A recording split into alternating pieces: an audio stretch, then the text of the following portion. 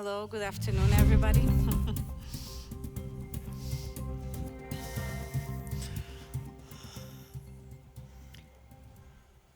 Can I now start? Okay, good afternoon, everybody. It is our pleasure to be here. Thank you so much for having us and also for providing us with the opportunity for us to present our regulation. For those of you wondering what DigiDigit is, it's a Director General in the European Commission, Director General for Digital Services. And we are here to present, so I'm here with my colleague Leek. She's team leader at the unit of DigiDigit, Interoperability and Digital Government. And she leads the policy team, and I work in this team, and I'm in charge of the monitoring mechanism under the act that we are now presenting to you. I think you can see the presentation. If not, our colleagues here will yes, we'll solve the situation. So we gave the title of Connecting Europe's Digital Public Administrations, the Interoperable Act, to this special keynote address, as we thought that it was important to understand that this act, so this new regulation, is actually a connector more than anything else. We'd also like to let you know that if you have a burning question or if you want to say anything, we want to make this session as interactive as possible. I just want to check if everything is okay with the team behind the scenes, because the timer is not counting. And you had told us, yeah, okay, thank you. So we probably gained now some minutes. So this is good. To just give you an overview of what you can expect from us during this half an hour, this is the outline of the session. So I'm going to give you a little bit of the policy context in which the regulation that is now adopted, it was adopted in April. I'll talk to you a little bit about it this year. So for 5 minutes, I'll give you the context. Then I'll give the floor to Maria, who will present the Act, so we'll deep dive into the Act and how it improves cross-border interoperability. We will then go into the support and capacity building measures, so everything related to the portal and Interoperable Europe Academy. We'll try to make it as interesting as possible, believe me. And then we'll have a little bit of time for the questions and answers that you might have. And now, as the policy context, so just to give you a little bit of an idea, because many times we have this impression that the European Commission is unattainable and has so many regulations coming out all the time. And sometimes there is this impression that they are not connected very well, but they are. And this slide presents a little bit the way, the how, the when, and the who, and why they are connected, and what the Act, the Interoperable Europe Act, of course for us it's the Act, but the Interoperable Europe Act, in what is it different, and what does it make it everything better for citizens and businesses? And it plays a key role. It plays a key role in what? It plays a key role in promoting EU's digital transformation, and also because it provides this very, as I was saying, this connection between the different actors, public administrations, businesses, and also citizens. So it benefits all across borders. So if you look a little bit at what we have in the slide, we have this slide that actually comes from a conference that we attended, and a colleague from the Parliament presented this very, very interesting storytelling about the different acts. And it was this case study of a city called Technopolis. And then each act had its role in the city. And so the AI, for example, the AI Act was the guardian. And as a guardian, it basically made sure that all the AI systems are doing everything correctly, guards the safety, safeguards the citizens. The data, then you have these kind of names, which I found very interesting. For the Data Governance Act, it was a data steward. And why? Because it establishes these guidelines for managing data in a responsible manner. And then you had also the Data Act, which is, again, different and complements all the different acts here. I mean, we don't have to go into everything also because we are very conscious of time. And we have also the IADES, which keeps the identity also across borders. And then we have the connector, and the connector is our act, the Interoperable Europe Act, that we are trying now to implement and to build this more efficient digital ecosystem. I'm going to now give the floor to Maria. Thank you, Claudia, and hi, everybody. It's really good to see you in this hall at probably the most difficult time of the day, just after lunch, or even lunch is ongoing for some people. But I'll tell you a little bit how the Interoperable Europe Act actually improves cross-border interoperability. I mean, the goal that we want to achieve is pretty much what is the same for this conference. I mean, we want to help public administrations to build better public services, and specifically to make sure that these services function across borders, but also across sectors, for example, because especially in the EU, we have a lot of policies being digitized, but how do we make sure that they also interact with each other and don't work in silos? So it really helps to develop this kind of horizontal building blocks that everybody can use. And how do we do it? It's by setting common the rules and governance, and especially by introducing this interoperability by default mindset or culture or way of doing things. Why this regulation is unique is because it doesn't apply just to member states, but also to the EU bodies, institutions, agencies. So also the Commission has to implement the act, which is very interesting. And it entered into force already in April, but the full application will be in January next year. I will also go through some of the key elements of the act, so you really see what vehicles we use. So in a nutshell, first of all, it aims to create an ecosystem of high-quality, reusable interoperability solutions for public administration, so that they can contribute to developing those, but also to reuse these.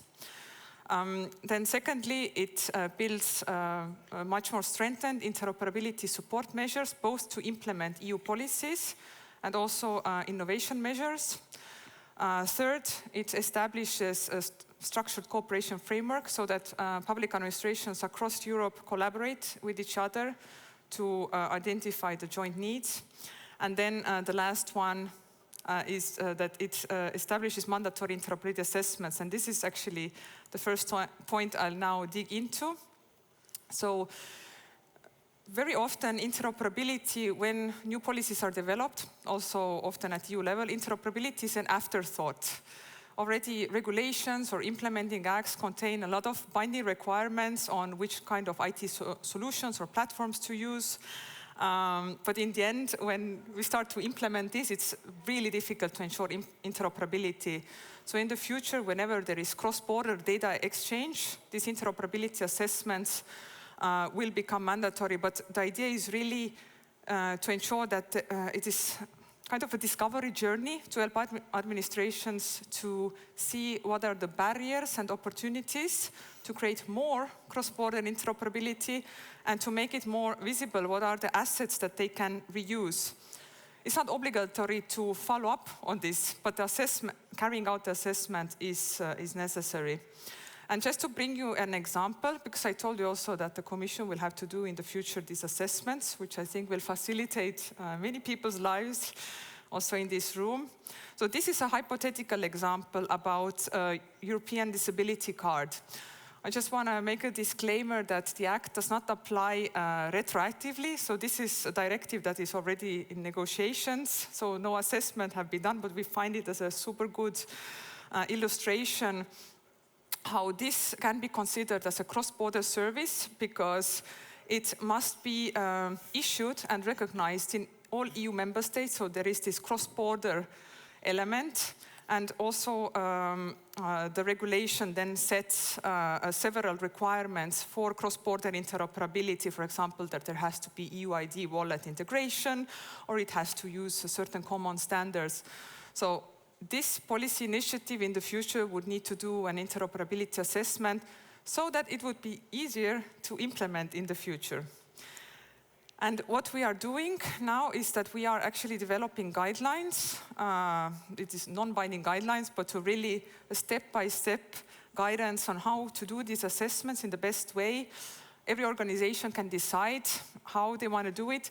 The only obligation is to publish a short report about the assessment that will be very important learning instrument. For example, also we will publish our interoperability assessment, so for member states in the future it will be much easier to see, okay, what was already considered. And we will also have tooling available in our Interoperable Europe portal to do the assessments.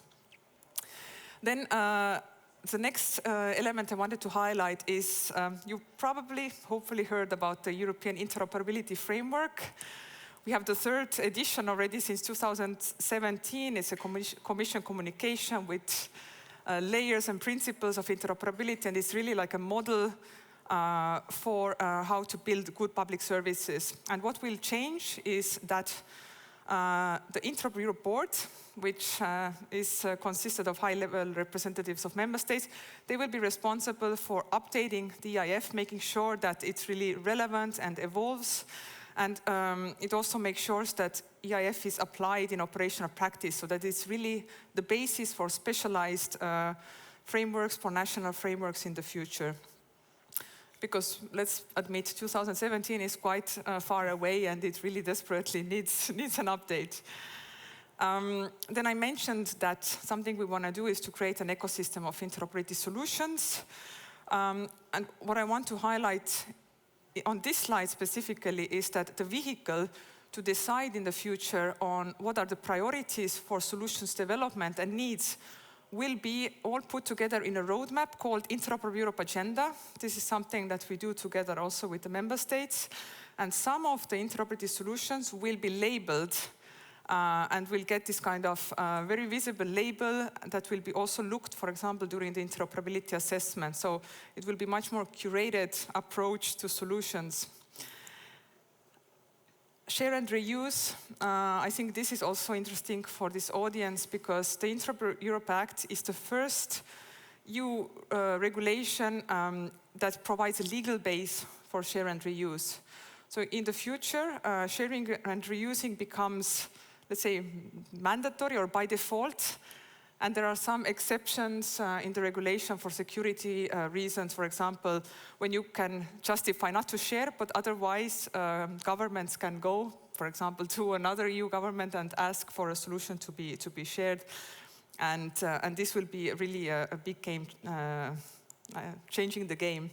And the last point from my side is that our regulation also has puts a legal base for interoperability regulatory sandboxes. I think sandboxes are quite a buzzword recently, and they come up a little bit everywhere, but they are also very exciting opportunity to, for regulatory learning, to create safe, controlled environments for testing innovative interoperability solutions. And why this sandbox, because sandbox already exists, right? I mean, you think many countries have them already. But what is specific here is that we create a framework for cross-border testing of solutions and really set a whole governance framework of how to have a dialogue with regulatory authorities.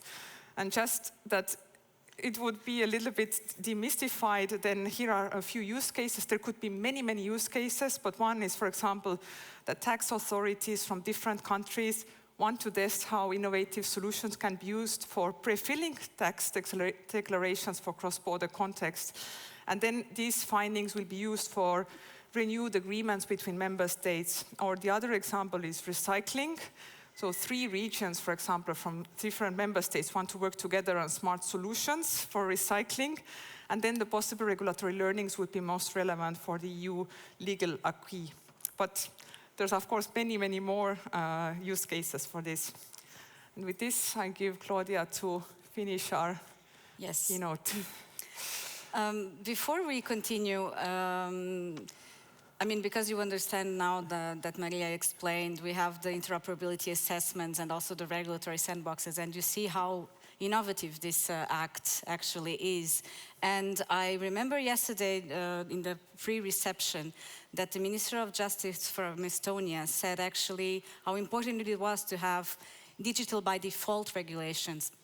And we have now these assessments, which are kind of a pioneer situation when we will have this interoperable by default. And if you think about it, even for citizens, for everyone actually, it is beneficial in the sense that if you think beforehand, if you have it prepared somehow, you are preemptive. And so it's very interesting in that sense, as well as the regulatory sandboxes. And only just to test a little bit the room, how many of you are from the public administration? Mm-hmm. Everybody else is private sector? No. Third sector? That's the third sector. Academia, very good. Actually, both Maggie and I were working in research and innovation before we came into the digital policy world, so it's interesting. Okay, academia, it's also it's a very important partner and a very important sector. Okay, so let's go into the support and capacity building measures. We have, in the Act, just to demystify a little bit the regulation, we have different articles, of course, like any regulation, it's a law. And in the different articles, we have different, let's say, characteristics. And one of them is also the portal, the Interoperable Europe portal. We already have this kind of platform, and it's called JoinUp. But JoinUp is now going to become the Interoperable Europe portal. And why so? Because we also have now this label, let's say, Interoperable Europe. And so everything will be Interoperable Europe Community, Interoperable Europe Academy, Interoperable Europe Portal, that's why. But also because it will have new features. So we already have JoinUp, probably some of you have visited, but if not, I really invite you to do so. It's a whole world, it's incredible. The first time I visited the platform, I was amazed with the amount of information and knowledge and expertise you can actually get from the platform. And it's going to become the portal. And the new features include, as you can see, this kind of searchable catalog for solutions that Maria also talked about. Also, it will be the home for the new Interoperable Europe community that will serve as an umbrella of the different communities that already exist that deal with the interoperability matters. It will also be this a platform, let's say, of support for the interoperability assessments that are going to be mandatory. The guidelines will be there, as well as best practices and tools. I always feel, I don't know if you have the same feeling, that through best practices and success stories we can learn a lot and understand better what we do together and what we can do and what we cannot do together. And it will also be the common platform for sharing information and knowledge about innovation managers, including GovStack and regulatory sandboxes. We'll have a panel that is also about GovStack, and we'll also talk a little bit about GovStack. Regarding the interoperability community, it's another article of the law, as I was telling you. So of this regulation, it's one of the provisions. So it contributes for many different things. Again, as I was telling you, it's kind of an umbrella for these communities that already exist in the different layers of interoperability. We already have many different communities as the semantics community, so it's the SEMIC, the monitoring, and this will be put together, let's say. We are still figuring out exactly how. We already have some ideas, but so it will contribute. It is interesting to be part of this community in the sense that we will be part also of the decision-making process. Since upon request of the board, the Interoperable Europe community will be asked to give opinions in certain matters that the Interoperable Europe board decides to ask. Also, there will be the membership, the broad membership that includes different stakeholders and actors. And there is also this, as I was telling you about, this diverse expertise and this knowledge exchange that is huge.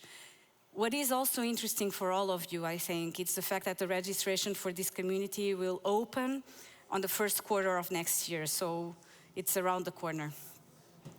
Regarding this part, monitoring and evaluation, so it's again another article, and it's also called Interoperable Europe Monitoring Mechanism, so always with the label Interoperable Europe. And the purpose of it, as all of you also have it in your own sectors, in academia a lot, also as in the private sector, we always need to monitor and evaluate how we are doing, basically, and how things are going. And this basically is, it makes it systemic. So it's going to be everything to measure how effective and how efficient it's how the impact, basically, of the Interoperable Europe Act is doing across EU member states and the different institutions. There are 5 elements, which are the areas for monitoring. And these 5 areas are, the first one is the progress on cross-border interoperability. The second is the adoption of the EIF that Maria talked to you about, the European Interoperability Framework, that some of you probably have touched upon during your career. Also the deployment of the, let's say, the uptake of the interoperable solutions, open source solutions, and also the GovStack, which is the innovation measures. And finally, the skills, so the digital skills. There are also, we also designed, and we are still working on this new monitoring mechanism, on the new different indicators for monitoring these 5 areas. Also, something very interesting that is written in the article and that we will have to deliver is this annual report that we'll have to present to the Council and the Parliament. And it's a report on the interoperability in the Union, so how it is going. And this annual report will be also published, and it will be very, very interesting in that sense. The GovStack ecosystem. So this is interesting in the sense that we will talk a little bit about it during the panel that is after that, but, after this presentation.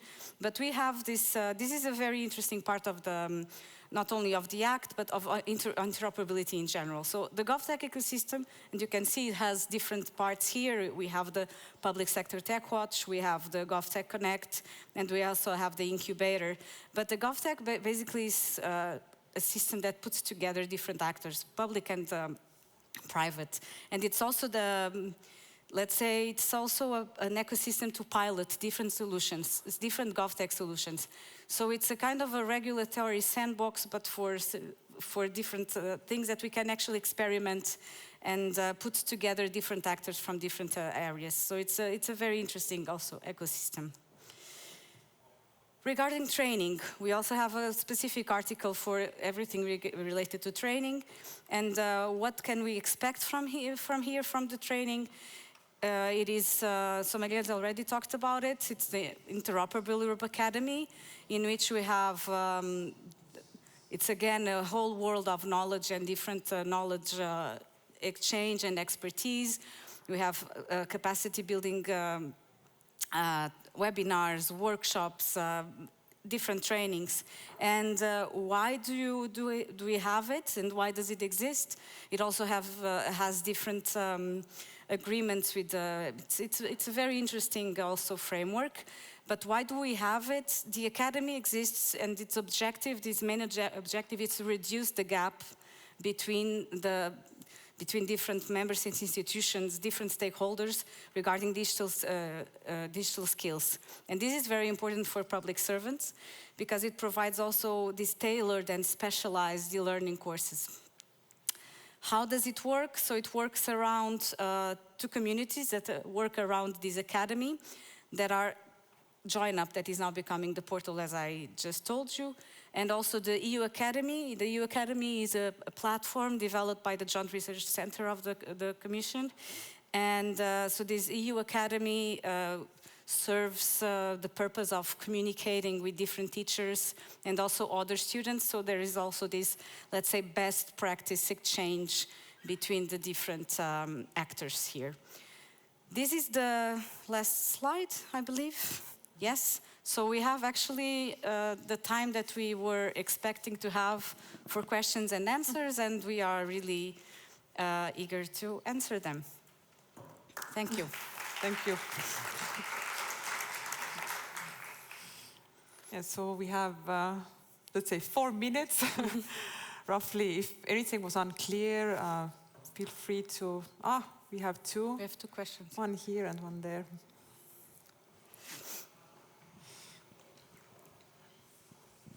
Hi, thanks a lot for the keynote. Alessandro from the Lisbon Council, that is a think tank in Brussels. The Lisbon Council works on projects related to digital transformation and innovation in the public sector across Europe. So we see both a little bit the European Union side and the member states, regions, and so on. I am wondering, I don't know if it's shared by others in the audience, if I am a think tank or if I am a private company or academia and I work in this context, what can I do to bring in the topic of interoperability and somehow encourage or coordinate action in the field that I work in with these initiatives of the Commission to try to kind of like take it from the other side? Because at the end of the day, also for other actors, it's an element that opens to more innovation, no? So it's relevant also for the public sector, the private sector.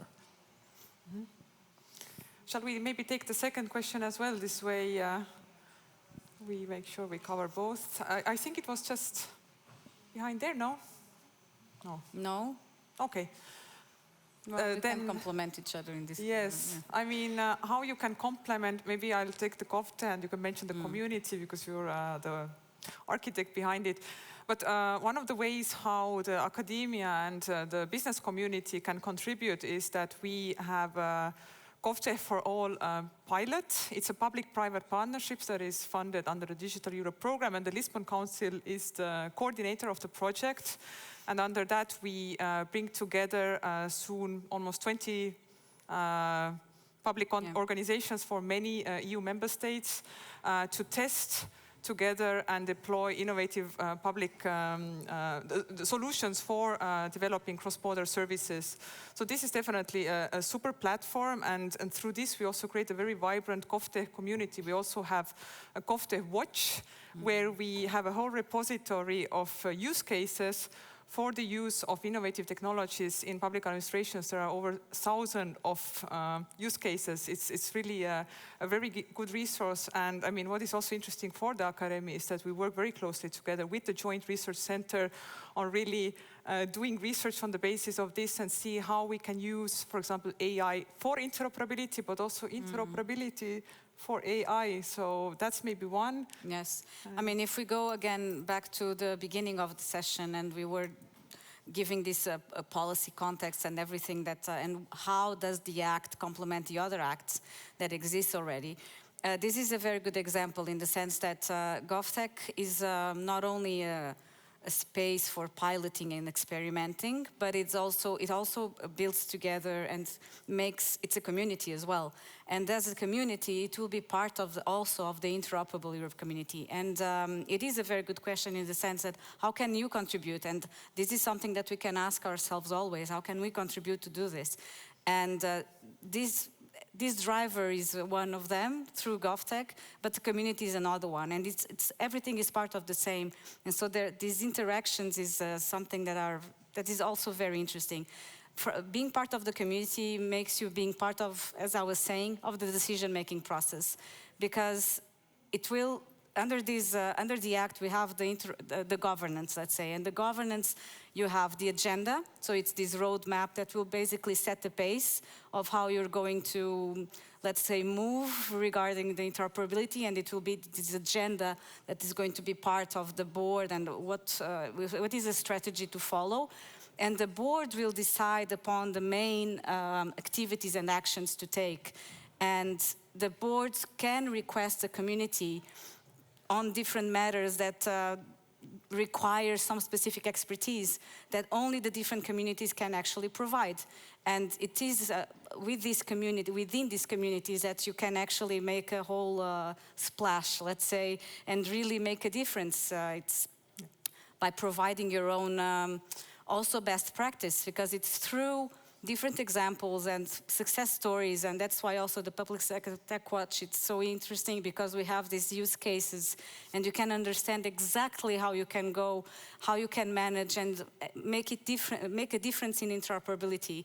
It seems like a very abstract concept, but in the end it's as practical as it gets, because it's something that we do all the time. It's actually the main subject of this summit, because it is what we are doing, cross-border exchange and cross-border interoperability. So in a way, we can always individually make a difference through these two different ways, in the Act at least. Thank you so much for listening. I see our next host is already ready. It's 2 o'clock, so thanks again. Thanks a lot for coming. Thank you. We'll go here. Yes. Let me take this.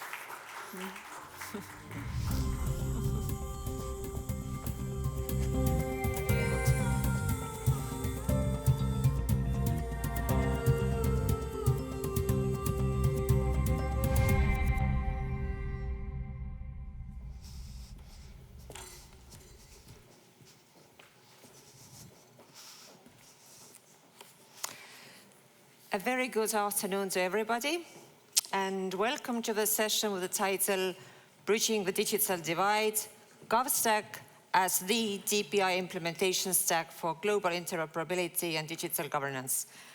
Thank you to the previous speakers. I know that the very word interoperability has been used a lot throughout the day, and you will hear more of it in the sessions to come, I can guarantee.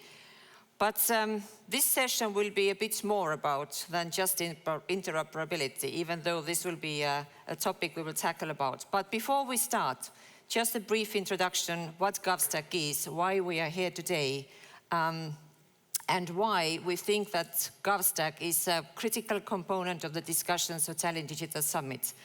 Just for the background, GovStack is a multi-stakeholder initiative which was established already in 2020 between the Estonian and German governments, the International Telecommunication Union, and the Digital Impact Alliance. So the initiative really was set up, and today is to support the development of open and open source-based digital societies following a building block-based approach. It is today a partner of several entities, organizations, and global frameworks, of whom you will be welcoming on the stage very soon. It is also a partner to the European Commission on several of its ongoing initiatives, but primarily we are very happy to say that GovStack has been successfully deployed in a number of countries worldwide, both on the European continent as well as in Africa. But without further ado, myself being Marika Popp, I'm the GovStack lead for the country of Estonia. I'm actually very happy to now give the opportunity to give welcome remarks on the 3 founding members of the GovStack initiatives currently present in Tallinn. And I would very much like to welcome on stage Ms. Nele Leosk, the Ambassador at Large for Digital Affairs from the Estonian Ministry of Foreign Affairs, on behalf of the Estonian government. Welcome, Nele.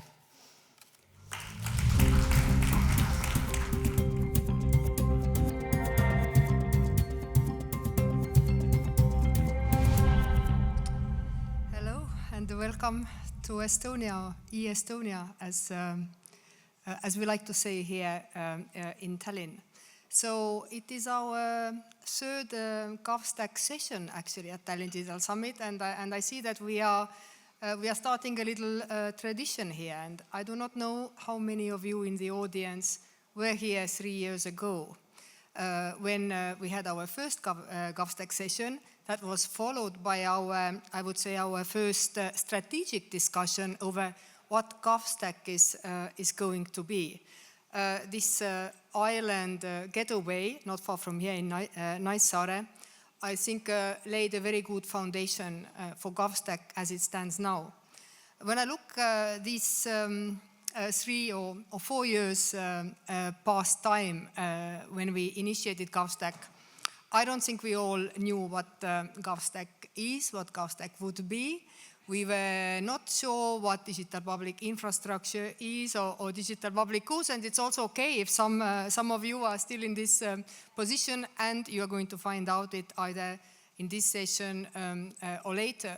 But as Marika was also referring to, within these 4 years, GovStack has become one of the leading digital public infrastructure initiatives, and from Estonian side we are very glad that we have had, I would say, this strong but very motivated small team of founders. So I would like to thank from my side also our German colleagues, International Telecommunication Union, who are also going to be on the stage, and Digital Impact Alliance, a foundation hosted by UN, and unfortunately they are not here with us today, but they have been and will be also in the future. So I would say that a lot has changed for GovStack, coming from this small, tiny initiative into a global DPI agenda shaper. But I would say that many things have also not changed around us within these 4 years. And I think this makes GovStack more relevant than ever before. And I would bring out these 2 reasons, and these are the main reasons also for Estonia to be one of the founding members of the GovStack. And the first one is that despite 20, 30 years, I would say, into heavy digitalization phase after the browser was invented, we already know to some extent what it takes to be successful in digitalization. So in a way, we can compare it to a headache. So when we have a headache, we know what we need to do. We need to go to bed, we need to reduce the stress, maybe we take a pill. The same way, we can say we actually know what it takes to digitalize a society. We need infrastructure, we need a way to authenticate people, we need the data to flow, we need data interoperability, and so many other things. But despite that, I would say we still see duplicative developments. We still see resources being spent not in the most rational way. We do not see as much co-creation as perhaps we would like to. We see still the development of solutions that don't talk to each other. There is a lack of interoperability and so forth. So I would say that this reason that has also driven Estonia's digitalization to reuse existing digital components, not to reinvent the wheel. This reason, I would say, is still as high in the world agenda as it was 4 years ago. And the second reason, of course, we are here for optimistic reasons, because technology really brings us opportunities that we didn't have before that virtual sort of world phase. But what we also still see is that we still see increasing misuse of these digital technologies. Privacy is being violated, technologies used for surveillance, and all these bad things that I'm not going to list here. But this is a second reason for Estonia to be involved in GovStack. So GovStack really not only follows or supports principles of openness, transparency, inclusivity, safety, but it also provides very practical tools, and I would say support to implementing these values that often just remain a nice buzzwords to have, but we don't really know what it means in practice. So with this, I would like to thank actually all those who have been with us within this 4 years of journey that I have served as Estonia's digital ambassador and being also responsible for GovStack. So I hope you don't mind me coming to the end of my term, thanking actually my team in the ministry. I don't know how many of them are here, but I saw Karin, Anneli, and Hans from the ministry. Thank you so much. I would like to thank all these Estonian experts and companies that have put their knowledge and their time to this initiative, and often not, I would say, on a voluntary basis. So thank you, the Estonian community, and of course our project managers, starting with Martin Kaevats, who is definitely in the venue, but I don't think also here, but also Külli Kruusla and Margus Mägi, who was also here, and of course now Marika that will take the GovStack to the next level. So with this, I would like to end from my side. I wish you a good panel. I hope we will get more support and even more support to GovStack. Estonian government is committed to support it also in the coming years. I hope you enjoy the weather, the slush, take the most of the session, and stay tuned. Thank you.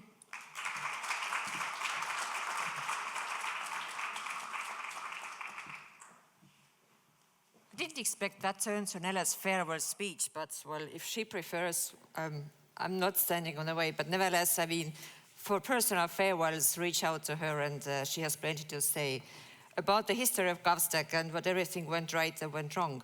But nevertheless, Ms. Katharina Mänz, the Deputy Head of Digitalization Unit on behalf of BMZ, welcome on stage to represent Germany as the founding member of GovStack.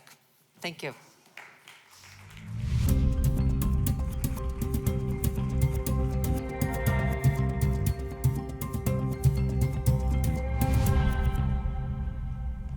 Thank you so much, Marika. Thank you, Nele. Dear ladies and gentlemen, dear partners, esteemed colleagues and distinguished panelists. It's a privilege actually to join you today at the Tallinn Digital Summit for this vital discussion on digital public infrastructure and on GovStack's roles in advancing DPI on behalf of the German Federal Ministry for Economic Cooperation and Development, BMZ for short. It's a very long title. We are facing at the moment a number of immense global challenges and huge geopolitical insecurities, and at the same time see people doubting their government capabilities to address and cope with these challenges, and least to cope with their own individual needs. Trust of citizens in the government seems to have become a scarce and precious good hard to gain. The mission people expect their governments to accomplish is simple: do their job for the benefit of the people, be at their citizens' service. And digital public infrastructure plays a pivotal role when it comes to enabling governments to do exactly this: do their job, build a reliable foundation for providing reliable services that help improve daily life and open economic opportunities. And over the past years, DPI has emerged as a keystone also in international development cooperation, offering the structural groundwork needed to empower people. However, the task of implementing such infrastructure is very complex. Governments need solutions that are robust, adaptable, and most importantly, interoperable. This is why the German Federal Ministry for Economic Cooperation and Development founded the GovStack initiative together with Estonia, the International Telecommunications Union, and the Digital Impact Alliance. And through our GovStack initiative, we do not offer ready-to-use solutions, but an architecture framework based on modular building blocks. The idea behind this is to enable governments to build affordable, efficient, and scalable digital public services without pushing them towards certain products. And based on this digital foundation, people can access the tools they need to thrive, whether it's opening a bank account, obtaining an ID, or applying for healthcare services. And this also creates opportunities for local markets. The GovStack building blocks can be utilized by all vendors to build products that comply with the technical requirements so that both open source and proprietary solutions are available. So via GovStack, we enable governments to take sovereign decisions on their digital transformation journey and reduce vendor lock-in. Or metaphorically speaking, GovStack provides you with the plan for a very basic yet highly functional house, making sure all of the rooms are connected by doors and the power lines are in the right places. And it is up to you to decide what furniture and kitchen appliances you need on the inside and whether you want carpet or tiles on the floor. And the number of houses built on GovStack's plan keeps growing. Today, GovStack stands as a partner in many international efforts. Together with collaborators like the United Nations, the Digital Public Goods Alliance, and the EU's D4D Hub, the powerful potential of GovStack to unite efforts and build resilient digital foundations for the future can be brought to life. And while we all value all our partners and the larger DPI ecosystem, I would like to take a moment to highlight our partnership with USAID. USAID is about to join the GovStack coalition to support governments in shaping their digital futures in a secure, accessible way and in alignment with democratic values. The implementation of the GovStack approach in countries worldwide like Rwanda, Djibouti, Kenya, And now Tanzania as a new partner, and you will hear directly from Tanzania and their really tremendous effort and progress they are making, underscores a shared commitment to strengthening digital public infrastructure. So when it comes to GovStack's framework for digital public infrastructure, we are not simply talking about a useful technology. We are discussing no less than the foundation for inclusive, resilient societies leaving no one behind, where digitalization is only the means to an end and not an end to itself. And I'm eager to explore with you today, alongside our distinguished panel, how we can join forces to make GovStack's vision become a reality in even more countries. A reality that helps us gain speed and traction towards our common goal, namely achieving the Sustainable Development Goals. Thank you very much.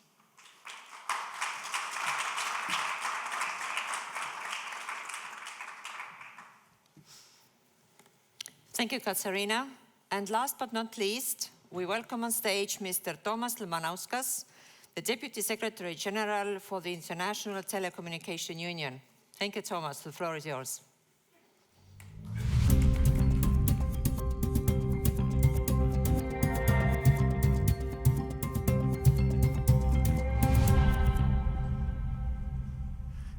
Thank you very much, and it's really dramatic entry from me, so thank you very much for this music, and thank you very much, Marika, for a great introduction.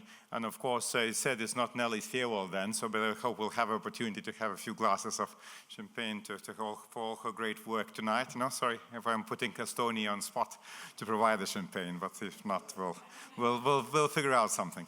No, but indeed, it's a great pleasure to be here, with you in Estonia and actually Tallinn Digital Summit, and to talk here about DPIs and GovStack as one of the partners from the very get-go of GovStack initiative. Indeed, ITU, representing here ITU as the United Nations Digital Agency for Digital Technologies. Indeed, as digital infrastructure advances worldwide, we can envision universal connectivity not just as worthy aspiration, but actually as a solvable challenge. But connectivity isn't enough. We must equip people, everyone and everywhere, to make their digital access meaningful. And indeed, that's where the digital public infrastructure comes in as a key foundational block to achieve that. Last year, the UN Secretary General selected digital public infrastructure as one of the 12 high-impact initiatives that could help get the 17 Sustainable Development Goals back on track. ITU and UNDP launched a joint DPI initiative at our first SG digital event just over a year ago in September 2023.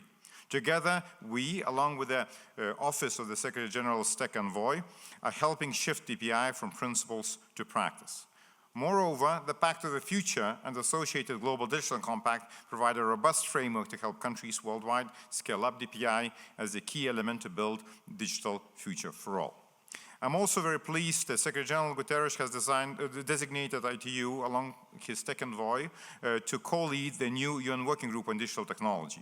That working group will focus the work of the whole wide-ranging UN system on putting the compact into concrete effect to help harness rapidly evolving technologies for the common benefit of humanity. This is not a start of our work on DPI, however. In fact, we have also recognized DPI as an important element in this mission for several years now, before actually the word DPI, or Digital Public Infrastructure, has gotten so popular. Indeed, since 2020, GovStack, co-founded together with Estonia, Germany, and Digital Impact Alliance, has proven the power of a modular, scalable DPI framework to boost the development of digital government services. Our 20 countries are now engaged.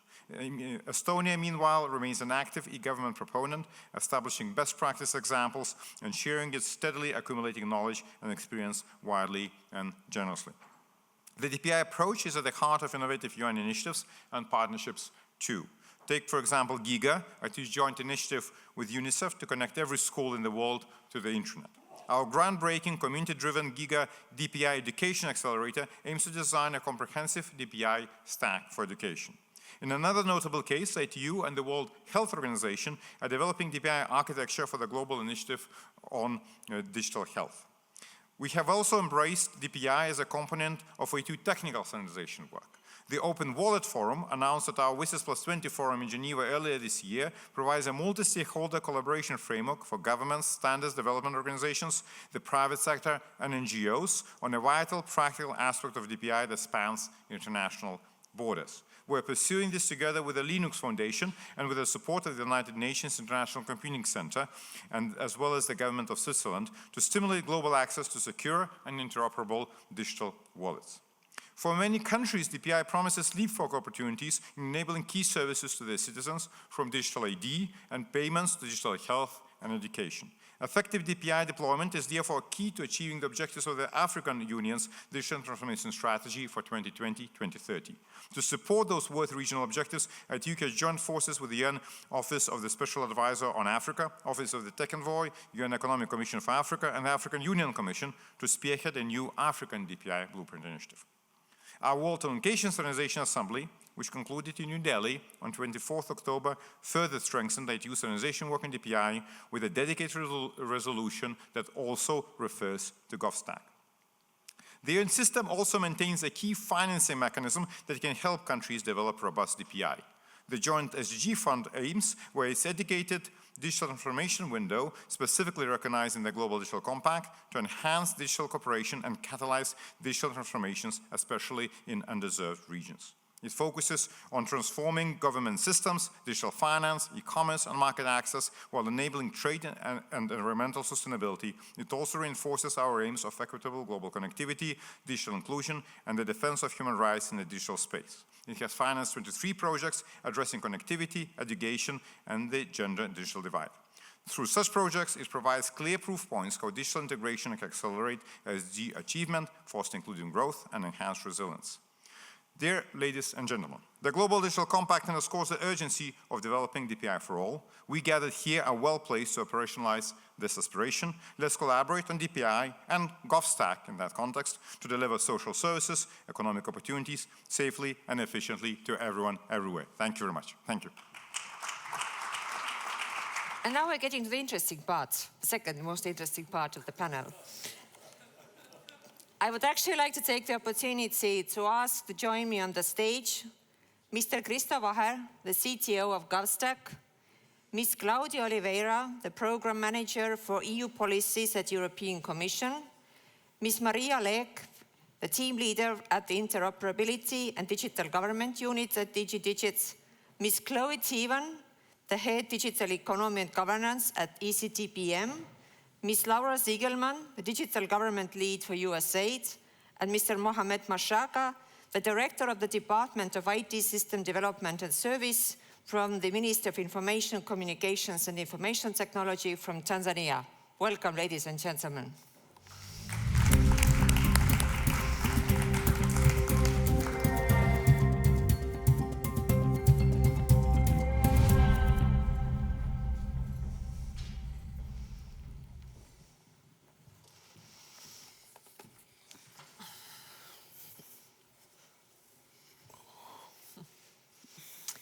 So thank you. As you can see, we have a very interesting bunch of people. And this is not usually the regular suspects that we engage when we need to promote GovStack worldwide. And this was done actually on purpose. We all heard about the DPI actually more often than we would like. And as we can see, the digital transformation accelerates worldwide. The urgency of breaching the digital divide and creating universally accessible DPI has become the topic of whichever digital conference you attend these days.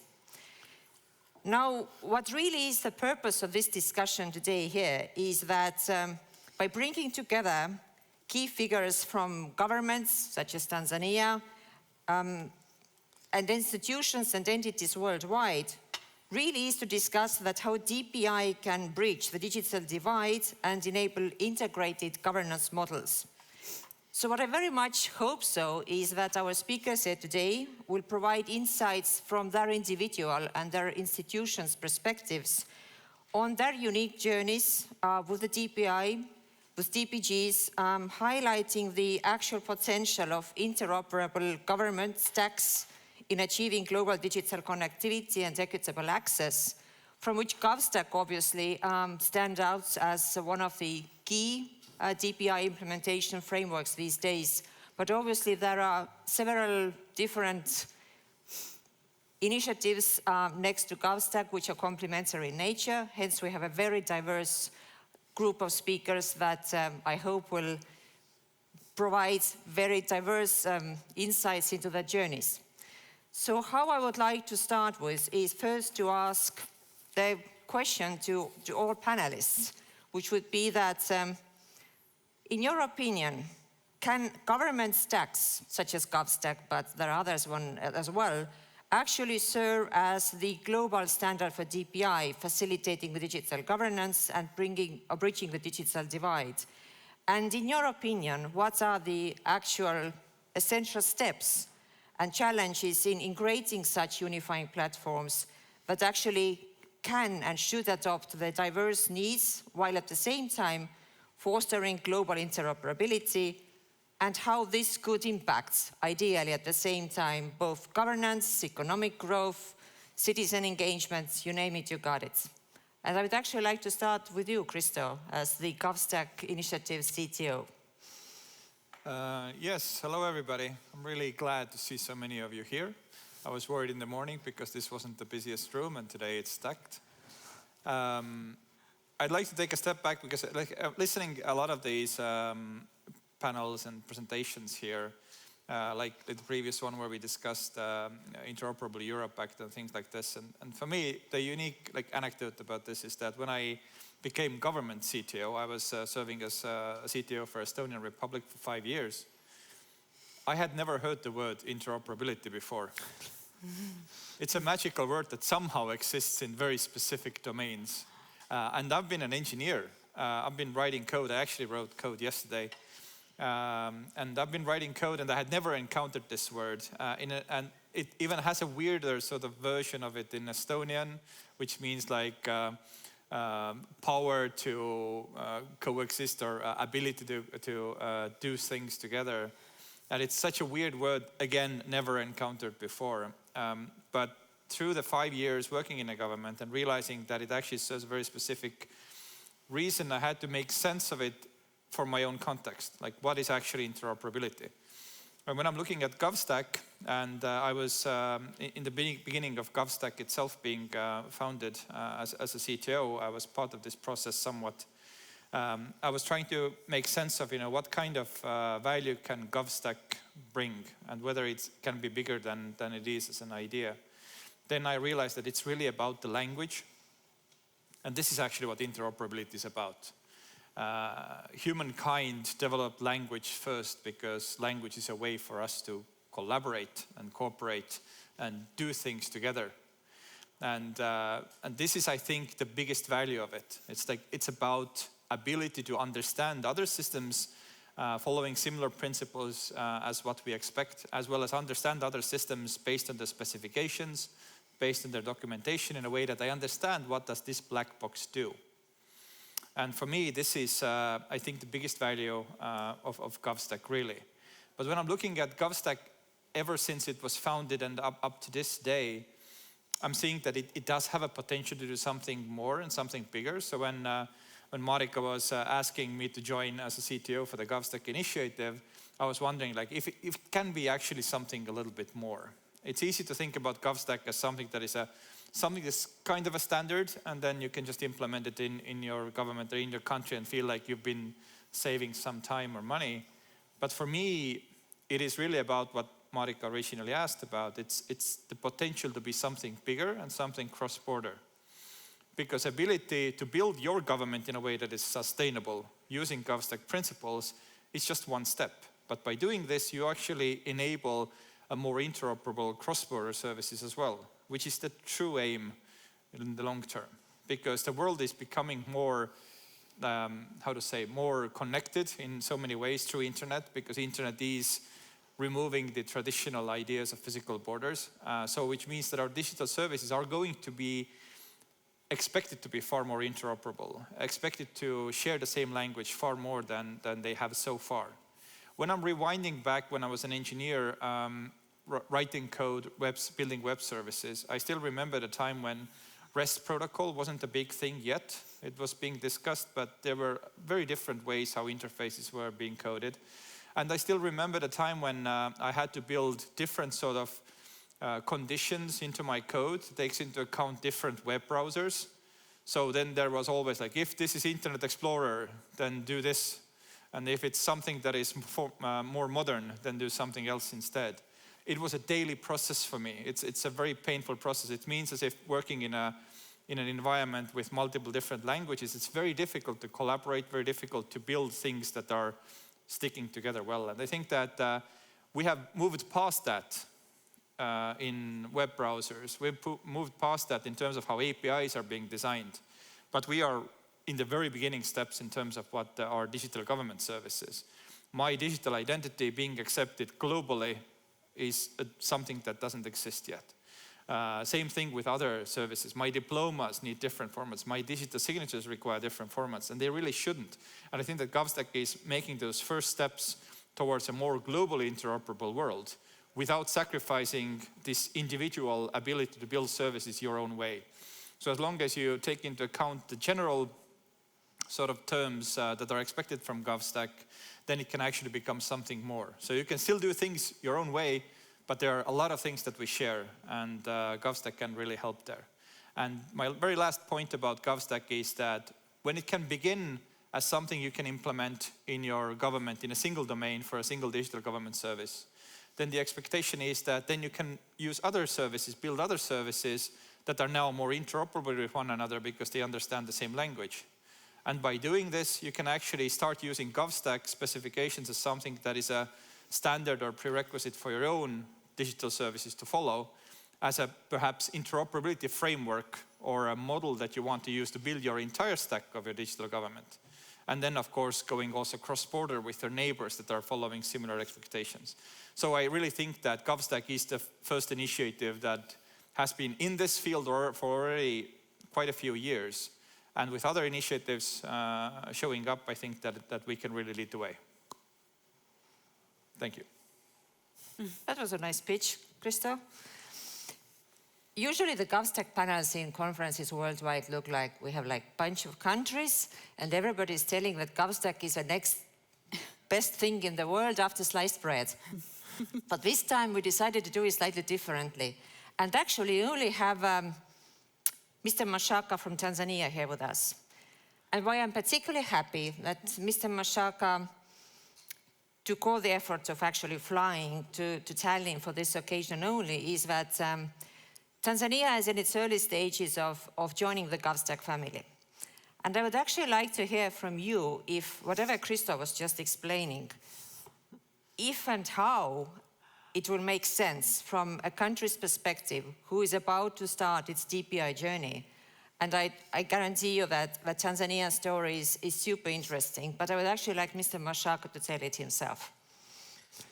Yes, thank you. As you said, my name is Mohamed Mashaka, Director of ICT, Minister of ICT, coming from Tanzania, which is the eastern part country in Africa, with a lot of beautiful safaris. You're all welcome.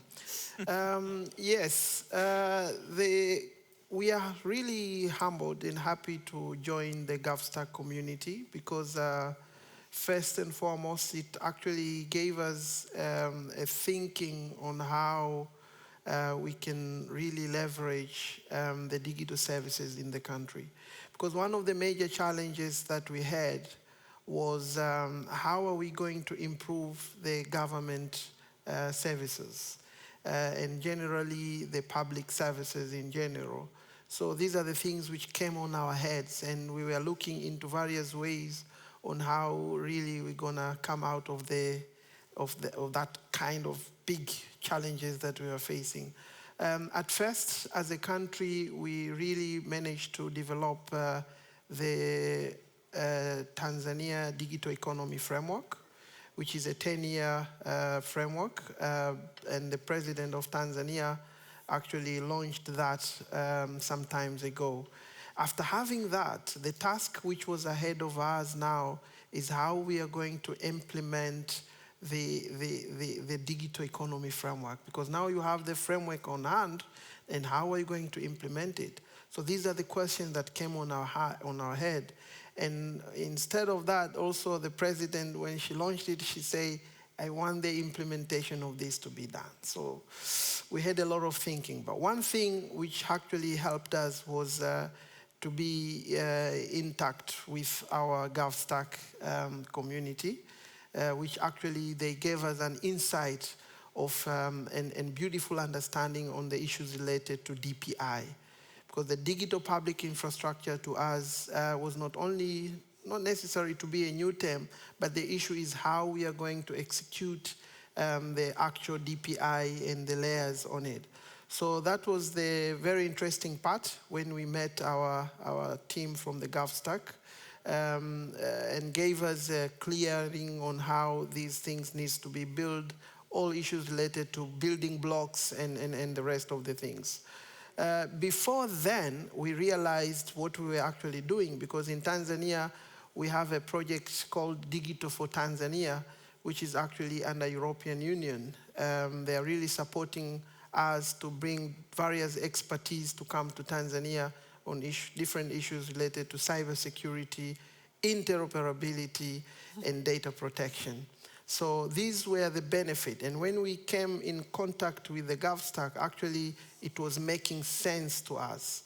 Because at first, when we had all these discussions with our team from Estonia and Finland, who were actually managing the D4T project, we tried to understand it, the whole concept. But when it came to the GovStack part now, we came back and reorganized our initiatives. Number one, what we did was actually to establish the frameworks, because we felt like if we really want to come out of here, we have an digital economy framework, but also we need a legal framework. We need the guiding and standards framework that will take us there. So what we wanted to have, number one, we said we need to have a digital public infrastructure blueprint. We need to have Tanzania interoperability and standardization framework. We also need to have the enterprise architecture framework. So all these framework we did with the help of our team from Estonia and Finland, but also we had an opportunity for GovStack to have a lot of their input in it on how to step it ahead. So these were crucial to us. It gave us a very good understanding on where we really want to go. Then we actually moved now to the issues related to the digital public infrastructure.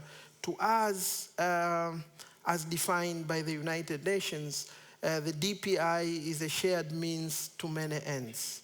And that is where we started asking ourselves, like, how does this work about it? So having GovStack in mind, then in the country, we decided to have our own unicorn ID by establishing what we call Jamii Stack.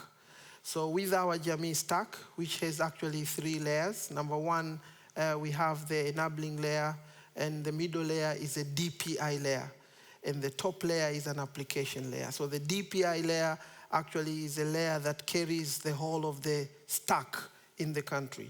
And these are the ideas that we received with our partners from the GovStack. So you can see it's actually one of the first countries to have our own stack in the region. And I don't know if there is any country in Africa that has come up that so far. And as the stack itself, the DPI layer, which is the key carrying the pillars of the stack, has 3 components. So we looked into the area of digital identity, we looked into the area of digital payment, and we looked into the area of data exchange. So these are the key areas that we did, and we set back and reorganized our initiatives. We had that initiatives with Estonia and Finland through D4T on issues related to X-Road, because this is a famous thing in around the world anyway. So we felt, yes, we have it. The digital identity, the beauty part as well, we had in Tanzania, over 25 million people have been registered to our digital national identity, so that was good.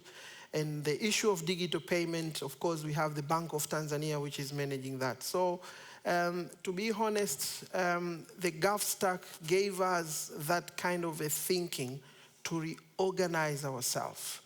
And drive the way forward.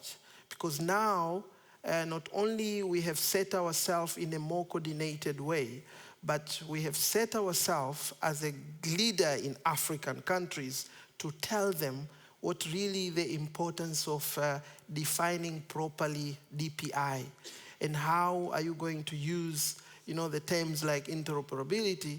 People are talking about interoperability in anyhow, but the issue is not about the system becoming interoperable, but the issue is how impactful they become when you make all those interoperable systems. So in a very short while, maybe I'll leave it to the rest and I'll talk it later, but to be honest, the GovStack helped us to reorganize ourselves. The GovStack gave us the way to lead in East Africa, because you can tell, even in East Africa right now, we are good teachers to tell our partner states the best way to execute the DPI and the best way to make it more interoperable. Because most of us in the country, when we talk about interoperability and data exchange, we always talk about how do we centralize the data to go through one pipeline. But the way Estonia, Finland, and other countries have executed is distributed channel. So these are the things which, as a country in Tanzania, we have done that. So similarly, we did the Jamii Exchange, which is working a little bit more or less similar to X-Road, but we still need more strengthened from our colleagues from Estonia and Finland on that, but it's a distributed channel on that. Digital identity, we have it. Over 25 million people have been registered. Now, the challenge ahead of us is how are we going to have these innovative solutions, the building blocks, the use cases that needs to be built on top of this DPI layer. And that becomes the interesting part now on how to strengthen our cooperation with the GovStack, because it's the use cases that will take us out there. Once you have a very good foundation of the DPI, now build your use cases while interoperability is in your mind. So all these innovations that comes, you make them interoperable and impactful to the community. And finally, you help your government to collect your revenue, the citizen enjoy the public services, and at the end, life becomes better. So for that, thank you. You made it sound super easy. But again, as I said, Tanzania is also a unique country among the GovStack family members from that perspective, that it truly has taken the lead for also bringing its neighboring countries into the game and truly paving the way for cross-border digital services, which is, I think, the third best thing after sliced bread. Anyway, the panel today is unique from also another perspective, is that it's the first time that actually European Commission agreed to join us in this discussion. We've been desperately trying to onboard entities really kicking off a DPI discussion within EU, to sort of come to at least a point of discussing what the EU approach to DPI would look like. And I would actually not even start with the Commission, but Chloe from the leading EU think tank, the European Centre for Development Policy Management. Because a couple of days ago, there was a very exciting seminar taking place in Brussels, which unfortunately I wasn't able to attend. But it was, at least to my knowledge, the very first time that ECDPM, as a neutral playground, kicked off a discussion of what the EU's approach to DPI could be, what the member states' approach to DPI could be, what's in it for us and what's not in it for us. Because within EU, the discussion when it comes to DPI, actually, a lot of technological sovereignty and digital sovereignty is being underlined, which is not something you hear about around the DPI discussions worldwide. So I would actually like to hear from you, Chloe, that based on the discussion on the 14th in Brussels,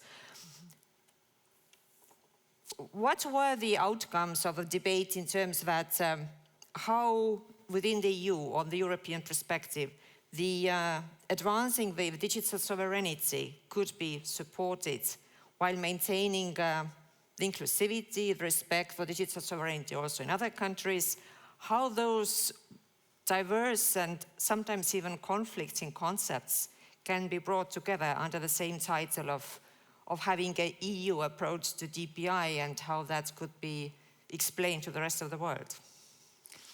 Thank you, Marika.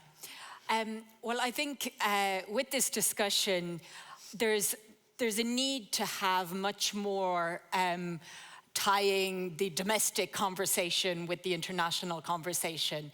And on the DPI discussion at the global level, I think the EU has not traditionally been at the forefront of that discussion. And actually, a lot of the discourse around it is that this is technology from the Global South for the Global South, which I think is a really interesting idea. But I do think that the EU actually has a lot to contribute to that discussion. Yet I feel like there are two discussions happening.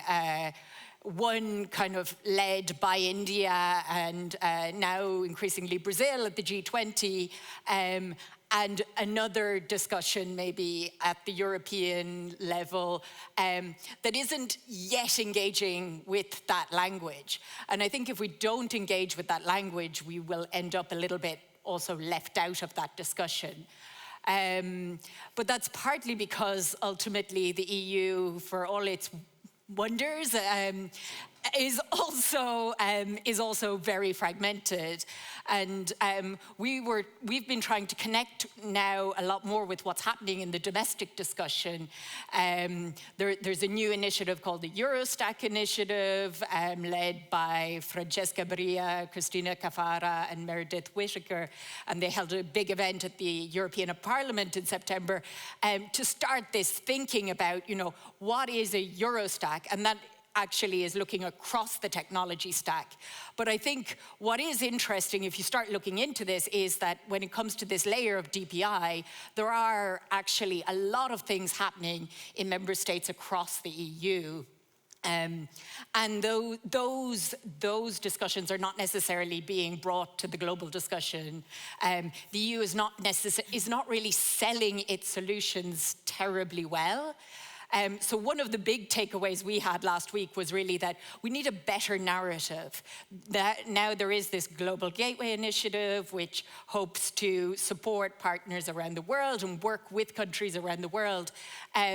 But so far it's very focused on connectivity, and then we have a variety of different initiatives. I think from the EU perspective, there needs to be within the domestic, or within DG Connect and the EU member states, a conversation around, well, what are the solutions that we actually have that form part of a European offer on the global stage? And then secondly, I do think that the GovStack approach really does make sense. You have to start from the bottom up.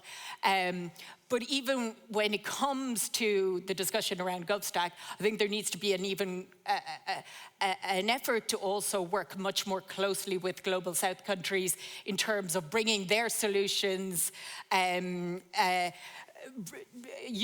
also engaging more with their solutions and with the conversations that are happening in countries like Brazil that do share the democratic principles, and that are also looking at this DPI framework, or DPI as a kind of building blocks approach to scale up interoperability across the country. So I think we both need a better narrative domestically within the EU in terms of what our global offer is, but we also need to partner beyond, I think there need to be others who really engage in building GovStack coming from the Global South if you really want this to become the global standard. Thank you.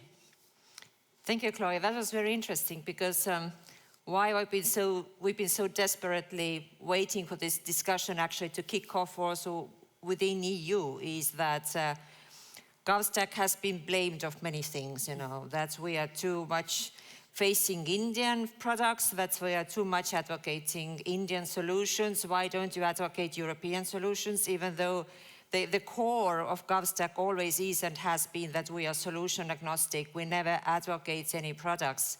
We are providing the technology and vendor neutral framework that can be deployed then using whichever products are compliant with it.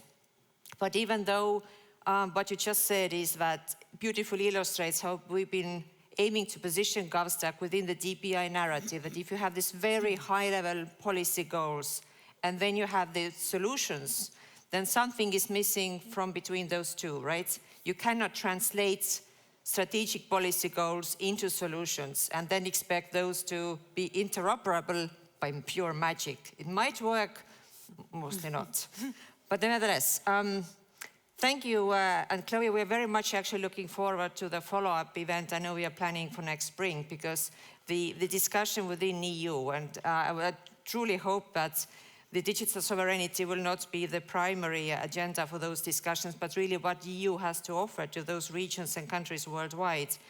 For example, where USAID is already operating at. We are very, very happy to welcome USAID as a GovStack coalition member. And we've been actually discussing, on a very practical level, that what could be the modus operandi for us to actually find the complementarities on the ground. And hence, I'm very happy to welcome Laura from USAID on the stage here with us. We've been discussing that USAID also obviously has decades, a very long experience across all parts of the world. What would you see that frameworks such as GovStack, what kind of value they can bring into the DPI narrative that you are building in those countries? Yeah, thank you so much. I want to start by framing how USAID is thinking about some of these issues. Around the world, governments are really using technology and digital government as connectors, as connecting governments to people in really new and innovative and interesting ways. Yet many people are still left out of these types of digital services and are left out of the digital ecosystem. This digital divide is quite pervasive across gender, across rural and urban divides, across different countries. And in recognition of this duality, USAID recently launched a new 10-year digital policy in demonstration of our commitment to ensuring that we and our partners have the right tools to deepen the role of digital in development more broadly. Under this new policy, we're elevating our central digital work to an independent office of digital technology as a reflection of the magnitude and urgency of the digital domain. We envision a future where everyone, everywhere thrives in the digital world. This digital policy and a new fact sheet recognize the role and importance of digital public infrastructure and how it can help accelerate the adoption of digital tools in the countries where USAID works. When governed responsibly and implemented sustainably, DPI is this really valuable, interesting architectural approach for technology investments that can improve the way that services are delivered for citizens and communities. Effective digital public infrastructure requires cooperation between donors and the private sector and governments, engagement with civil society and the public to build trust and meet people where they are, and safeguards to protect citizens in the digital age. So we really recognize that technology does not stand alone. It's not just about the technology. It's a multiplier of human effort, and it's how we design and govern that technology that determines whether it supports our broader goals of transparency, accountability, participation. So by partnering with organizations like GovStack and strategically incorporating these values and principles, we're excited to be able to build technology solutions that support democracies and a common vision of the future. So we're super excited to be joining the GovStack Coalition, and this is kind of building off of a statement that we made back in 2012 to join GovStack, and we have a forthcoming declaration of intent in the next week or so that's currently moving up the chain, so we're really excited about this partnership. And I want to answer the question around why partnerships like this are so important and the different types of roles that we can play. So first, as I mentioned earlier, technology mirrors the values and principles of those who design and fund it. GovStack puts forward a common approach which supports the uniqueness of different countries and helps them prioritize based on their and their people's needs. You were talking earlier about use cases. We have those different use cases and it supports those. Approaches like GovStack also improve the sustainability of digital government investments by reducing costs while improving standards across different systems, thereby improving innovation that meets baseline standards. Donors like USAID play a really important role in the development of country-level digital services by supporting governments to shape and implement their safeguards. And we talk a lot about safeguards because it's a really essential component of technology, especially in the world as we're seeing, democratic backsliding and misuse of technology by various actors. These safeguards include strong legal frameworks, regulations, cybersecurity, data privacy measures, digital literacy and skills, intentional actions to ensure that there's the equity in the use of digital tools, and those are all really critical to ensure that DPI serves everyone. And USAID has been working in this space for a number of years. Another really important role that organizations like GovStack play is to convene global stakeholders and support the sharing of information. By collaborating, by sharing information, by coming together, we can support knowledge building among partners and build really robust communities of practice so that we're able to respond to emerging technology like AI, like blockchain, or emerging challenges like the COVID-19 pandemic. We have programs in over 100 countries, and we're really excited to bring knowledge about on-the-ground implementation and our network of USAID missions, as well as these networks of local implementers and local organizations that we work with to the table. In our decades of work in digital development, we've really learned how important it is to collaborate with partners both locally and globally on technology initiatives to share good practices, to share lessons learned, and to even share the technology elements itself. So my final point that I want to make is that coalitions like this open up opportunities for a lot more on-the-ground collaboration. There's a lot of donors investing in digital public infrastructure, and there's a lot of non-government organizations investing in digital public infrastructure. It's an incredibly interesting topic, and a lot of people are talking about it.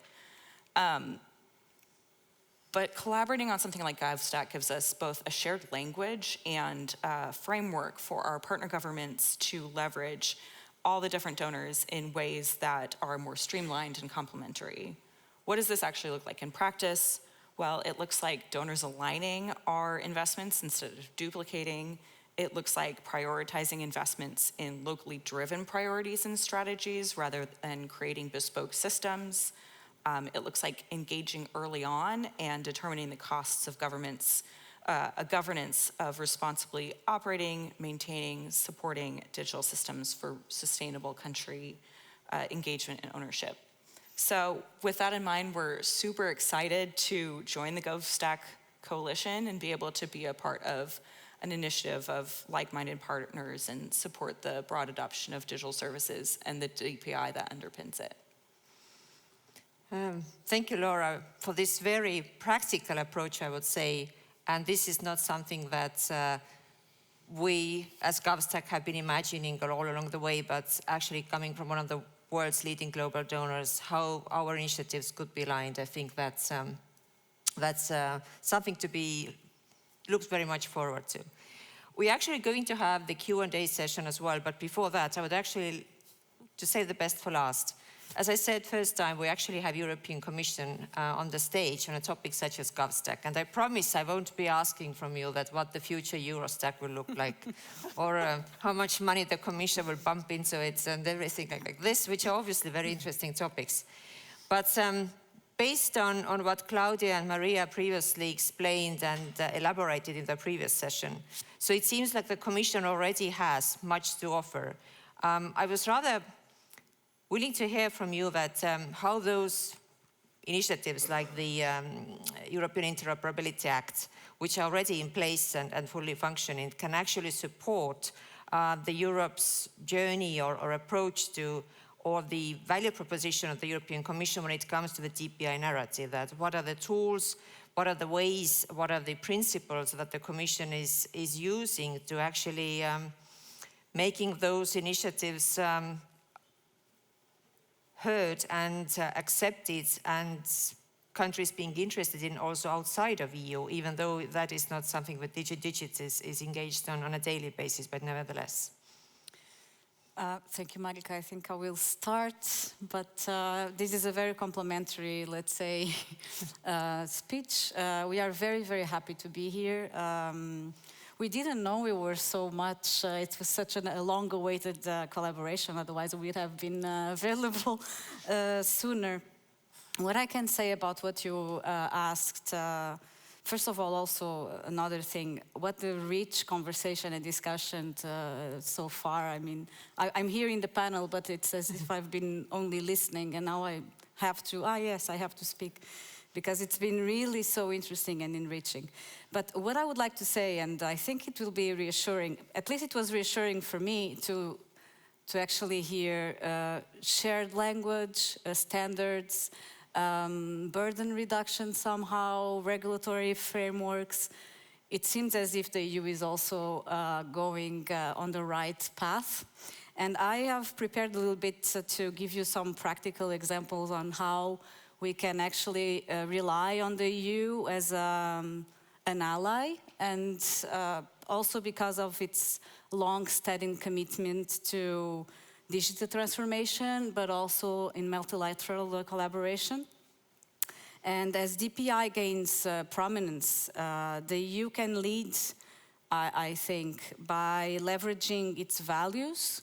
I also heard values and principles here, and we think that it can lead by leveraging its values, but also its principles, policies, to foster this more global and inclusive approach. And I have 4 examples to share with you. So the first example is GDPR and the Interoperable Europe Act. I will let Maria go a bit more into the act. But these are examples on how we can actually expect to govern digital infrastructures responsibly. And these frameworks emphasize, firstly, data protection and privacy, but also interoperability and also digital sovereignty. And this can be a setting to benchmark for global standards. So I think it's very, let's say, to the point in what we are talking today. Also, in that sense, we can then expect for DPI to prioritize user trust, privacy, and equity. As a second example, I would like to talk a little bit about what also, it's an initiative from DigiConnect, but DigiDigit actually collaborates very much hand in hand with DigiConnect. It's the Digital Decade Policy Program, and its partnerships, actually, multiple partnerships with global bodies such as the UN. And this can actually position the EU as a convener for dialogues, and also dialogues on everything that has to do with digital inclusion, cross-border interoperability, but also ethical technology use. A third example is how the EU can actually lead by example in the investment. So I heard also the importance of investments and how it would be interesting. Actually, we also think it is, and investment in open source, and open source DPI solutions would be something that can foster innovation and would be extremely interesting. And we have it actually in place with programs, funding programs such as Horizon Europe for research and innovation. And this program could be leveraged to encourage the development of scalable DPI models. And these DPI models could then be aligned with the SDGs, with the Sustainable Development Goals of the UN.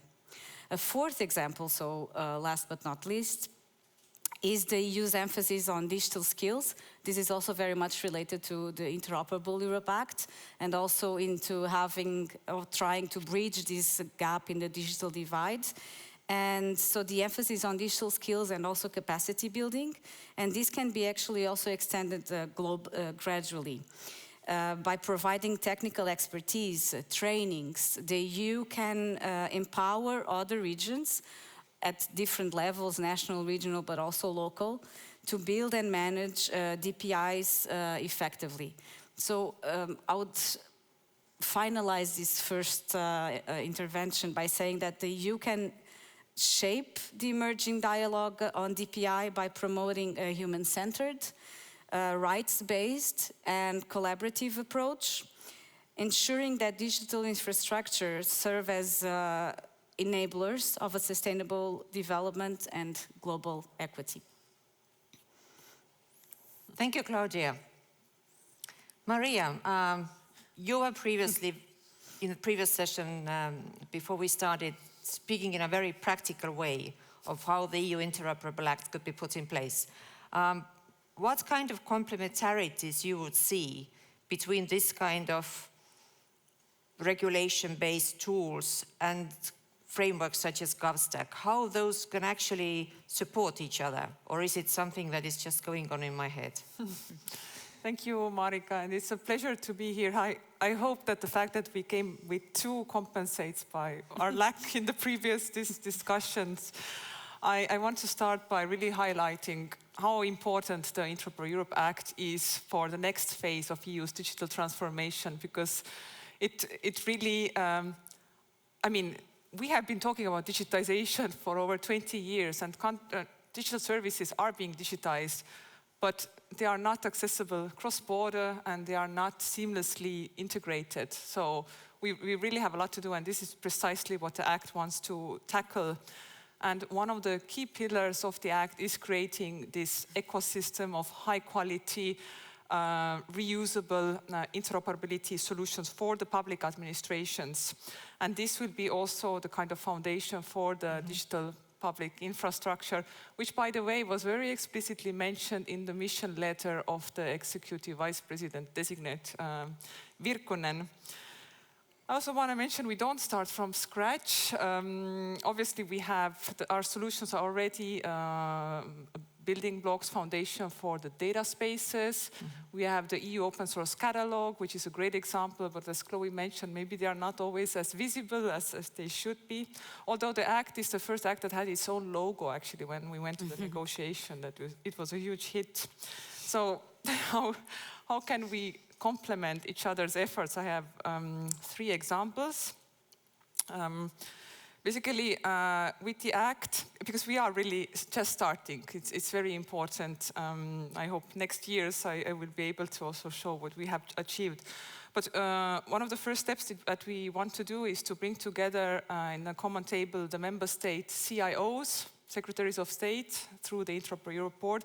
And we have to create a shared vision of for developing and implementing interoperability solutions in Europe. And we are asking really very difficult questions on what is missing, what type of solutions are needed, because we've also heard a lot, it's not about technical interoperability, we have a lot of legal and organizational challenges as well. Also, I mean, what has become redundant, because there's a lot there. And a lot has been developed, and I think Nele also mentioned, I mean, but there is still a lot happening just in different countries, and we're not collaborating sufficiently. So this is the first step we want to do, and all this will be reflected in a document called Interoperable Europe Agenda. So it will be this kind of a roadmap for really jointly coordinating our activities into solutions. And next year, we are actually planning also a public consultation on this. So it's a great opportunity, I think, for everybody to engage in this discussion on the type of solutions that we should be promoting and also reusing in Europe, but also beyond. Then the second vehicle is under the Digital Decade program. There is the European Digital Infrastructure Consortiums, and we are supporting one of those, which is called Impacts EDIC. It's Innovative and Connected Public Administrations. And this will become very important instruments, because through this we can really create shared ownership and sustainability for digital public infrastructures that we create. So we're not just developing something in our own corner, but we actually have identified joint needs, use cases, and really co-invest. So I really think as a sustainability model, this is very important. And there is also another edict that's very relevant here is on digital commons. And I think it's very important to discuss how do these edicts in the future also interact with initiatives like GovStack.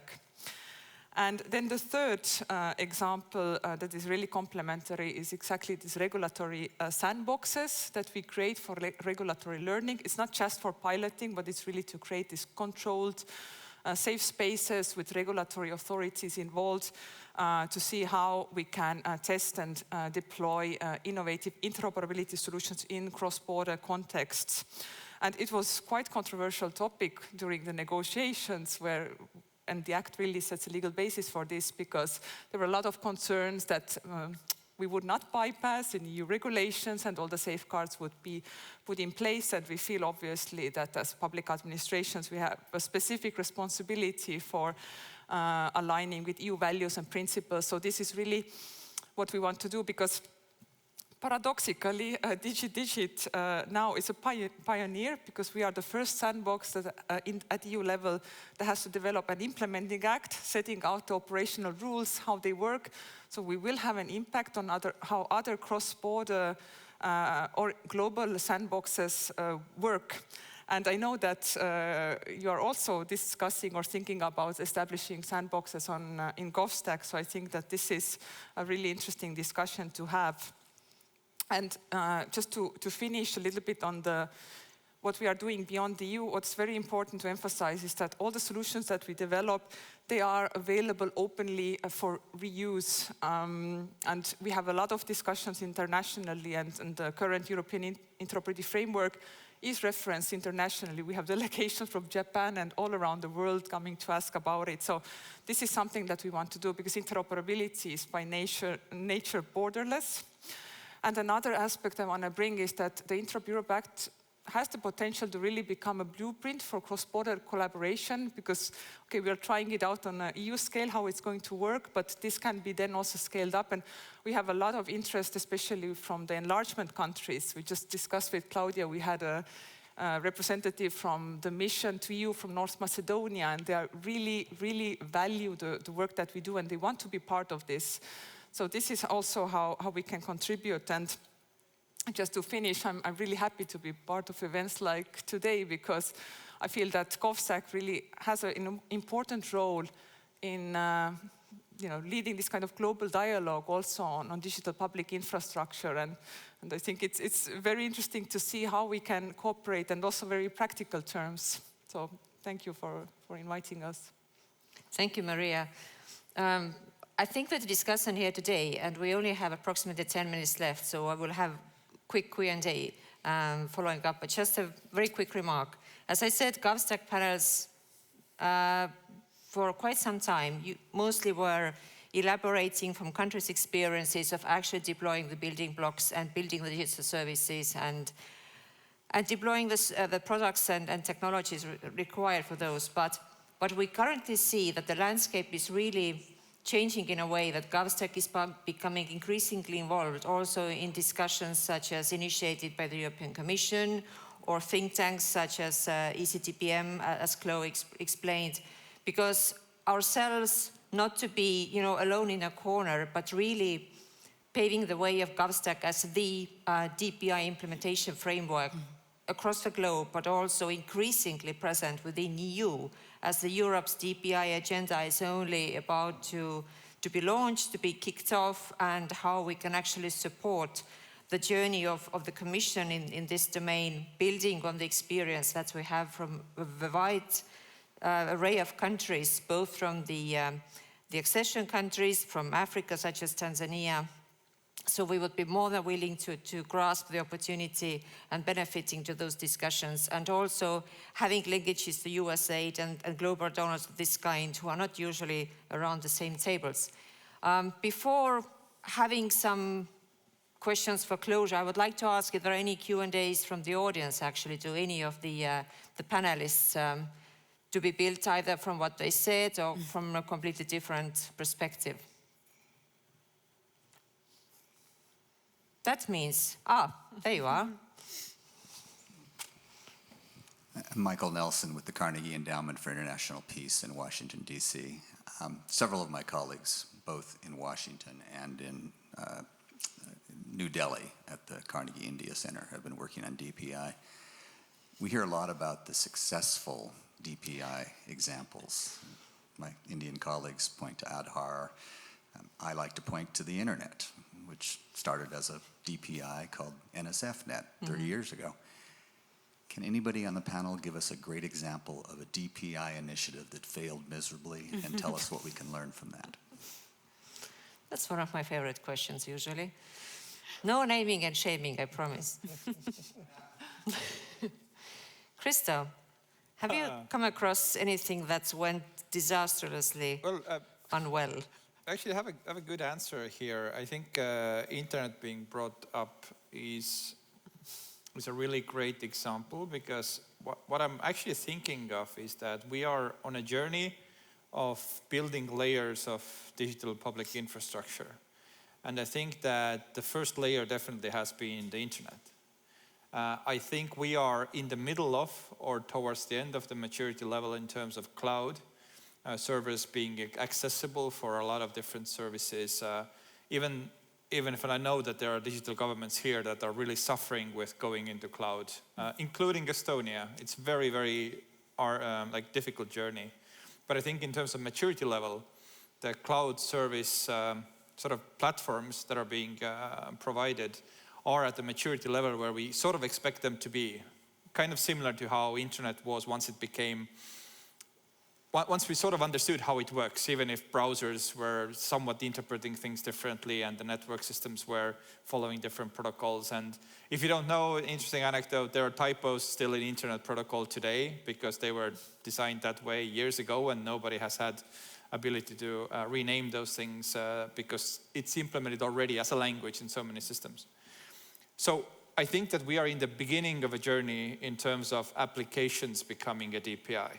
And this is why I don't have a good example of a big failure, because I think it's just like internet. It's like to point out things, what failed in internet transformation process becoming the first level, or what has failed in the cloud transformation process and servers and platforms becoming sort of a standard as they are today.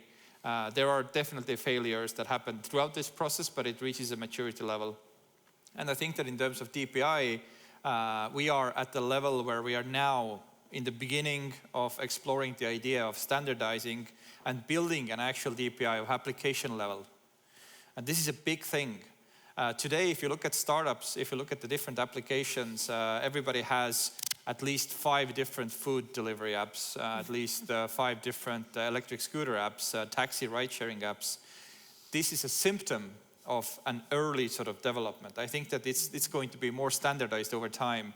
And this is where I would say that's the failure part, is that we have too many of them. We haven't been able to catch and standardize them early enough. But this is the opportunity for digital governments. I think that digital government sees where the standardization is going to happen first. Because there's so much to share between cross-border and building digital services that every citizen shares across the world. Everybody needs medical support, everybody needs to be identified, everybody needs diplomas, and so on and so forth. I think that this is the opportunity where the success stories are first going to happen there. But of course, throughout this journey, there's also going to happen failures. And these failures in 10, 20 years' time, nobody's going to really talk about, just like nobody's going to talk about the failures that happened during servers and platforms and cloud becoming standardized or internet becoming standardized many years earlier. Does anybody want to comment on that? Andres was actually first. I have a question, not a comment. Okay, go ahead nevertheless. But okay. you have to tell who you are first. Yes. Good afternoon. My name is Andres Vaher. I'm from Estonian Center for International Development. And thank you, Marika, first for bringing together such a diverse panel. And also, I'm particularly happy of the fact that we have not only the donors and the like the European Commission side here and USAID side here, but also we have like the real implementer and also the real beneficiaries here. And this question is more maybe to Mr. Mashaka, my good colleague also and working partner from Tanzania. So out of all those initiatives, the GovStack, but there are like a lot of other initiatives, and we heard just lots of more initiatives. I mean, how do you select the approaches that are more suitable for you and for your country? What are those criteria for you most important to be able to select from the different approaches and from different sort of like initiatives? What is the key for you as a beneficiary? How do you select? How do you make those choices? Yes, maybe to build onto that from the previous questions that he was asking about the examples of the failures. I think to me, the issue is not about the examples of the failures, but it's examples or challenges that might encounter for not to have an effective DPI. I think that could have been a very good question, because on the other hand is, first of all, is the understanding part of it. People, most of the communities and countries, they don't understand much about the digital public infrastructure. And this seems to actually countries to make, again, the choices that probably they wouldn't have made if they would have understand what is all about the digital public infrastructure. So to us, the choices and priorities that we make after reorganizing our digital public infrastructure, it's, to us, number one is a learning, first of all. We learn through others what achievement these other countries have in terms of implementation of DPI. And with that, we had the opportunity to visit countries like Estonia, Finland, India, and all other countries to see how they've been executing their digital public infrastructure and what are the possible use cases which have been implemented in those countries, and what is our position. You know, what can we do? Because we cannot take everything that they do, but we have to make sure we do things on our own, but we leverage what is there. So after having these layers in place, like the exchange, the identity, the frameworks, the payment ground framework and all that, the issue to us is how are we going to get out of this place now? As having DPI foundation is one thing, but now how do you get out there? The challenge is the proper selection of making choices in the use cases. The use cases that are impactful to the community. In my country, what we did, we hired a consultant who conducted the feasibility study on how to improve public service delivery. And we worked with him. The issue is we wanted to realize what are the pains services, the services which are very painful to the citizens, the services that citizens travel longer distances to get those services. How are we going to make it better for them? You know? So these are the things that derived us to make these proper choices on how we should do. Now the question of how becomes simple once you understand the foundation layer of your DPI. But one of the biggest challenges we have is understanding the way people, capacity building, and awareness of the citizens. Not all people understand what you're talking about when you talk about DPI. People are looking like you, like, what the hell are you? You know, but this is much work needs to be, you know, the community needs to understand the important value of that. Because we read from the United Nations as well, the DPI is one of the accelerator towards sustaining development goals and all that stuff, which is very crucial. But how are you going to integrate them into the social community, social activities, and social benefits? To us, we come back and say it's innovation. We really need to promote startups. We need to promote innovations in the country.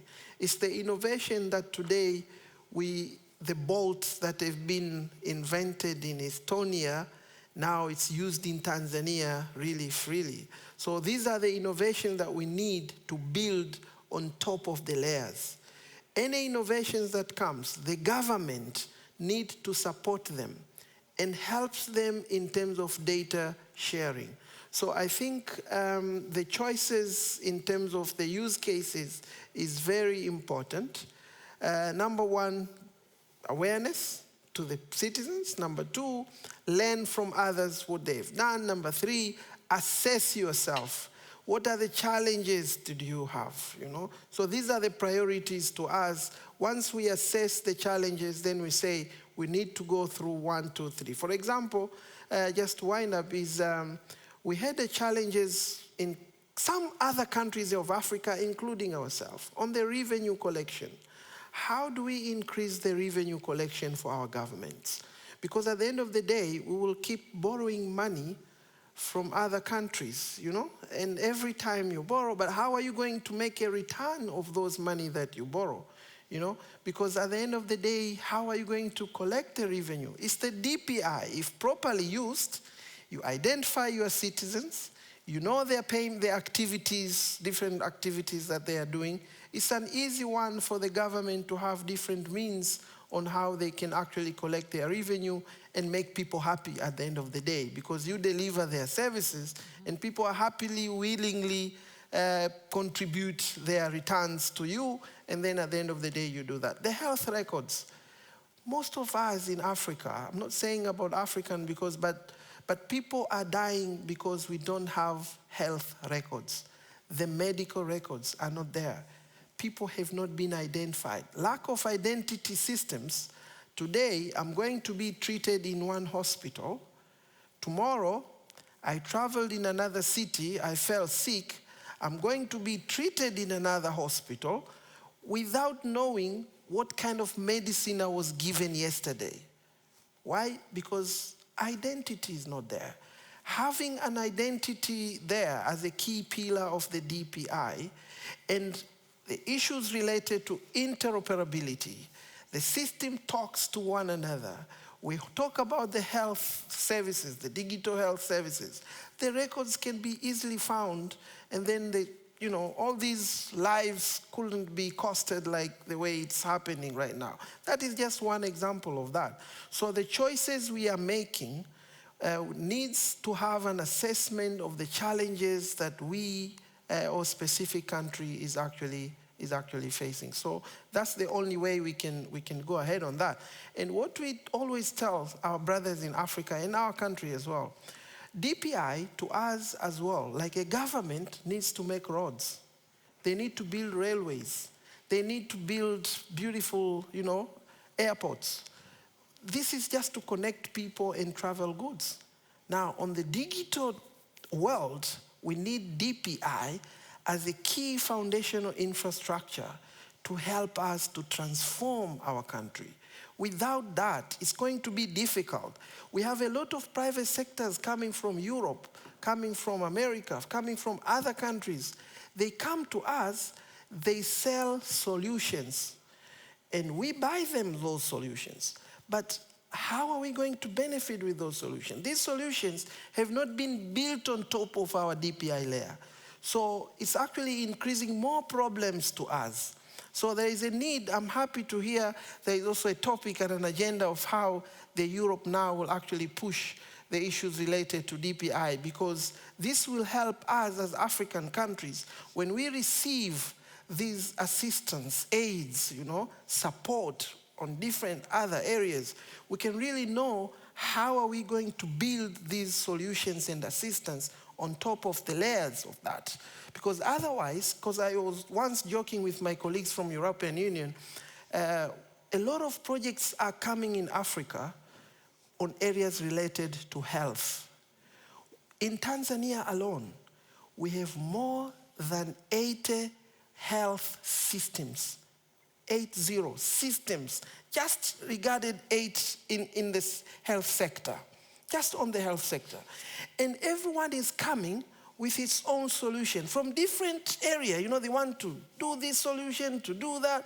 But at the end of the day, there is a grant, of course, out of it. We said, okay, come, let's do this. But it brings chaos. It's really chaos, and it makes us more disorganized as well, because there is no way we can make that organized. So when people are coming to us in a more organized way, it helps us as well to be more organized, because these systems are going to be built on top of these layers, and they can talk to one another.